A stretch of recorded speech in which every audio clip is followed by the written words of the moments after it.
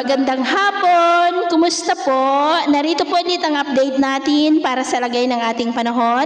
Ngayong hapon po ng November 24, 2023 na kung saan sa ngayon ay patuloy pa rin ang malakas na bugso ng amihan dito po sa malaking bahagi ng Luzon habang ang shear line ay umiiral pa rin dyan po sa may Bicol region.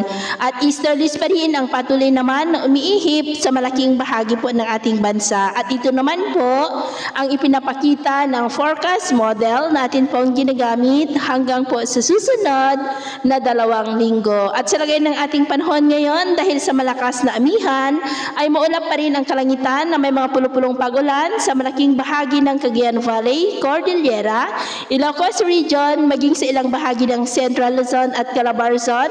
At dahil naman sa shear line ay may mga isolated rains pa rin sa Mimaropa at Bicol Region. At dahil naman sa mga localized thunderstorm, ay maulap po ang kalangitan na may mga pulupulong mahina hanggang sa may kalakasan ng mga pag-uulan sa ilang bahagi ng Samar Provinces, Leyte, ilang bahagi ng Panay Island, Caraga, ilang bahagi ng Davao, Sorsogon, Sulu Archipelago at Zamboanga Peninsula. At mamayang gabi, posible pa rin ang mga isolated rains sa ilang bahagi ng ating bansa, lalo na dito sa Northern Luzon.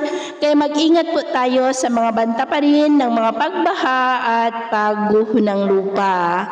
At sa atin naman pong mga baybayin, matataas po ang mga alon sa seaboard ng Northern Luzon ngayon dahil po yan sa malakas na bugso ng amihan na ang mga alon po ay posibleng aabot hanggang po sa 2.5 to 3 meters height.